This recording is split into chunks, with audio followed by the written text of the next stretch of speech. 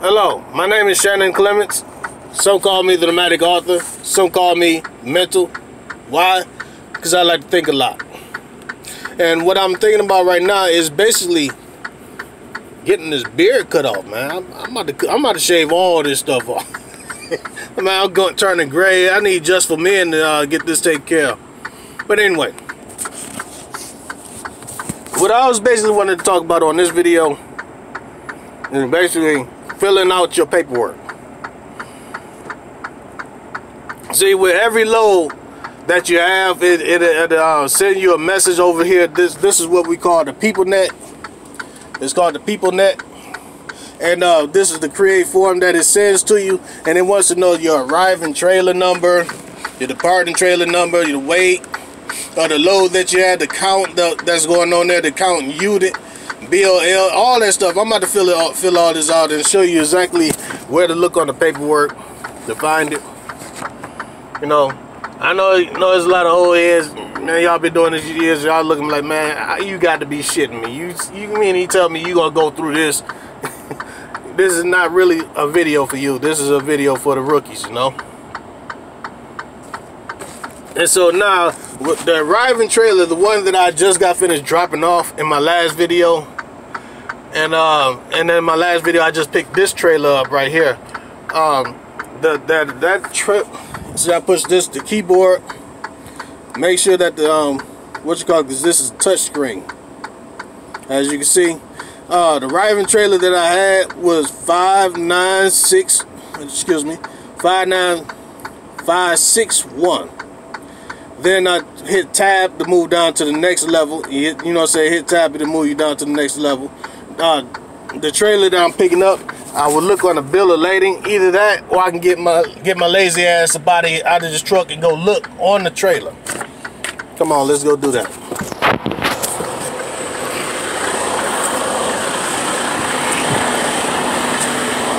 You come back here, you can always find your trailer number sitting right here on the face of your trailer right here. Sometimes it has it right here on the corner, which makes it a whole lot easier. Because all you have to do is turn the truck a little bit and look out the mirror, look through your rearview mirror, and you can see the number going along the side. That makes it a lot easier. Why they don't do it like that here, I don't know. I think I ran into like one trailer that actually was like that. But over at CR England, they was always right there on that corner, and it always came in handy where I just turned the truck just a little bit so I could look out that rearview mirror and read the number right there, so I don't even have to get out. But yeah, you have to get out, come look out here. My trailer is 115002. I had to, just memorize that, then come on up forward.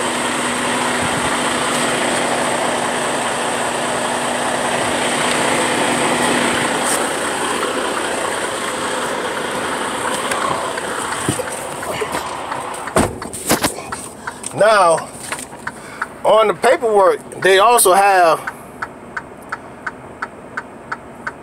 the trailer number and everything. You had to search for it. See, this is what the bill of lading looks like. You got the bill of lading number, you got the shipment number, carrier name, trailer number, 115002. That's the one I just showed you. That's also how you verify that you have the right trailer. That is very important, because you hate to get 200-300 miles away and they calling you because you got somebody else's trailer, and you gotta go 200-300 miles back to return that trailer and get yours. And like I said, in one video I showed you on your fuel needle, you have these lines.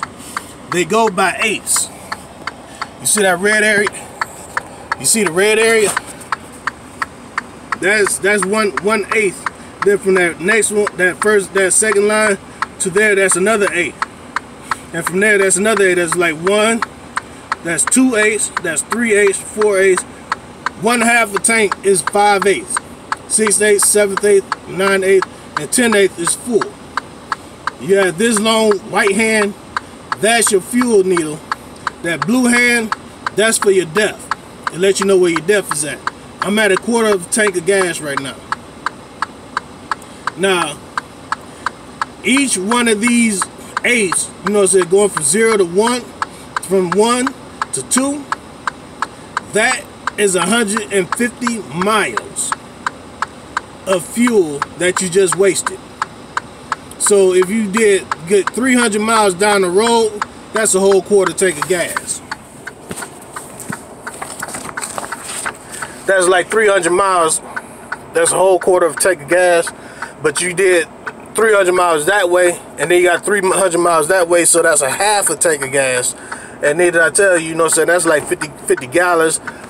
And depending on how much the gallon, you might just had a blue anywhere from 175, anywhere from 170 to maybe $225 in fuel. That's a lot of money. And they coming out, and you know what, if you're the company driver, it came out the company's pocket, but they're not gonna be too happy with you. And you for damn sure not gonna get your fuel bonus. As an owner operator, you paying for that, and guess what? You gonna most definitely be pissed, just like I will be, wasting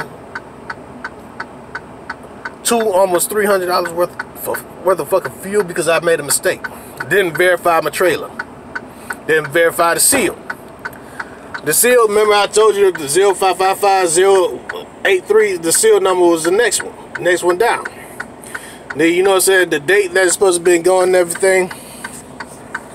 Now, on here, the departing trailer, I want to put,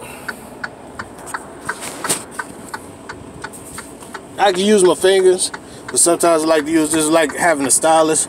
115002. Go to the weight. It's when you have to search your bills of lading for the weight. Got one stop load, see attached underline page. You got the grand total freight charge weight is 13,000. See attached the grand total for the weight. It tell you in pounds. You got pounds and you got kilograms. They want the weight done in pounds, so you want 13,117. So you come back up here, hit 13,117. That's 13,117. You don't have to put the comma in there. You hit tab, move to count. Now count on here is they were listed as quantity. You go down here, you got for the grand total, that's 410. Normally it'll tell you the type of packages. If it don't tell you the type of package, put pieces. Because usually you're not going to see any pallets of 400 and some odd pallets on what you call it, unless they real small. So that's 410 pieces. So you come up here and count. You put in 410, that's 410. Hit tab. And you put pieces. The other one is pallets. It'll tell you pallets. It will say either Shep pallets or it'll just say pallets, and it'll be a small number. So you want to put the pieces in there. Hit tab. As you see, it was this keyboard was down here, but as you progress down the form, it moved up to make room so you can see the rest of it. The seal was intact. I showed you where the seal was intact. So you hit yes, Y for yes. Hit tab. Seal number. That was this number right here, the seal number 0555083. Come in here, 0555083. Then hit tab. Comments. In the comment section, I used to just put departing, but then safety came and gave me a call. Like it wasn't safety. It wasn't a driver manager. It was it wasn't an asset manager or a driver manager, whichever one you want to call it. It was the actual load coordinator. He called me like, excuse me, but you need to stop putting departing in comments and give me what is called an ETA, or your established time of arrival. Now, I know that like I like to count it. this load is a 900-mile load. And so I like to count every 50 miles is 1 hour. I even know on your what you call it, you're doing every bit of like 65, but for some odd reason things slow down and you get on certain highways and you have to slow down and you know what I'm saying, because like on I-75, the speed limit ranges anywhere from 45 miles per hour to like 70 miles per hour, 70 to 75 miles per hour.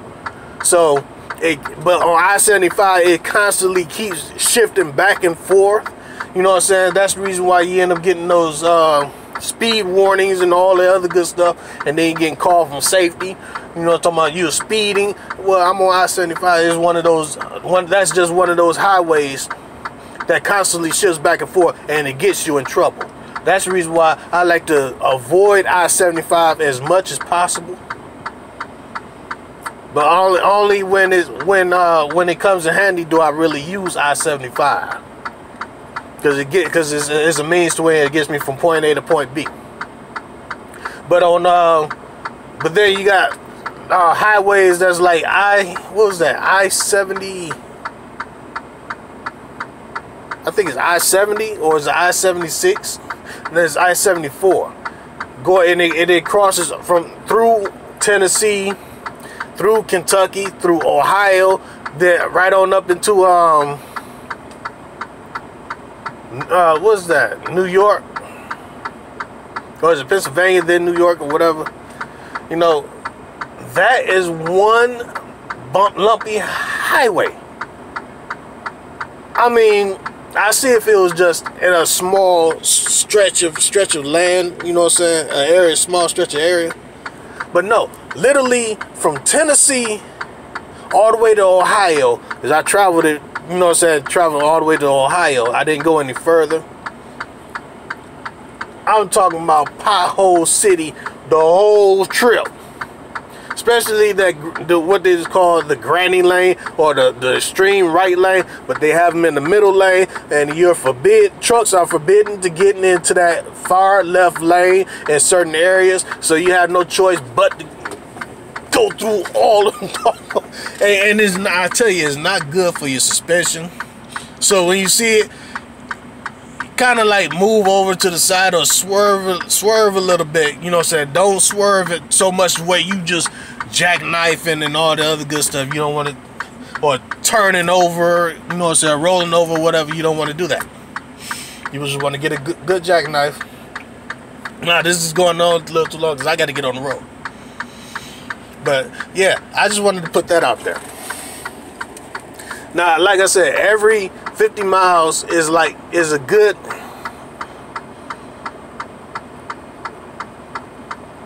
point of reference when you want to say how far you can go within an hour's time.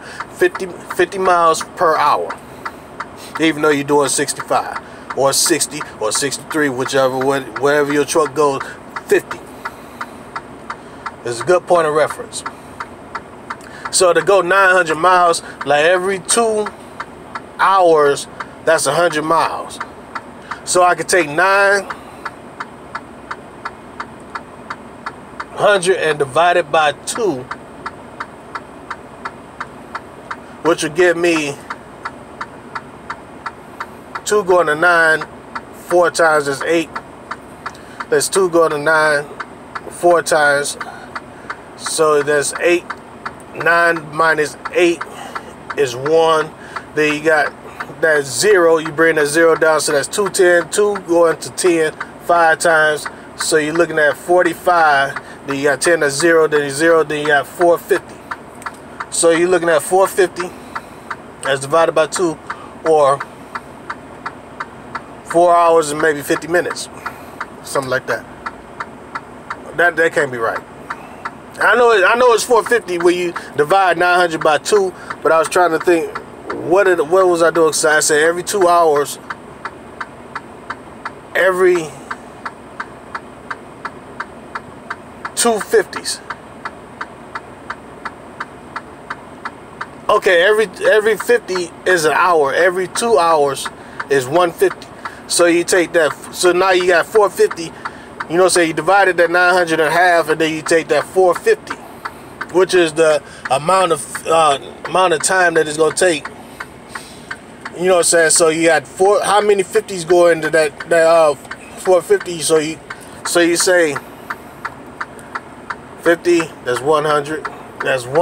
That's 2 hours.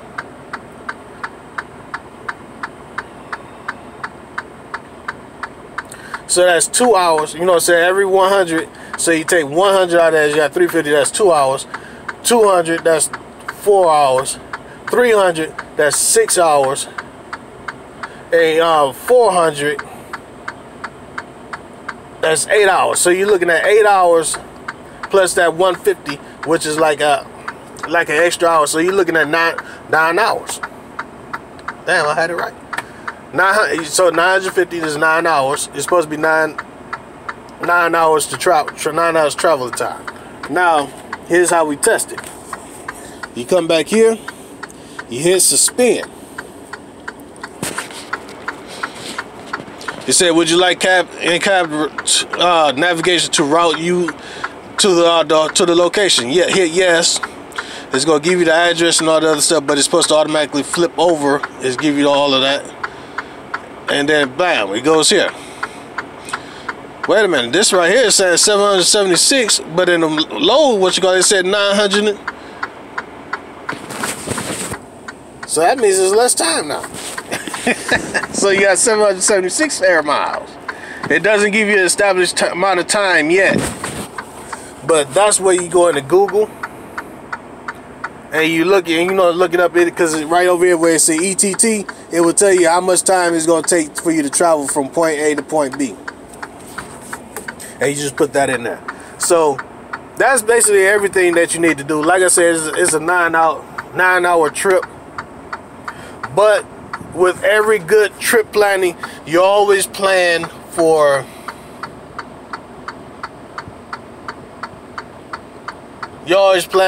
like accidents. Look at this shit. This guy riding in the you're supposed to be supposed to be solo. He riding alongside him and everything.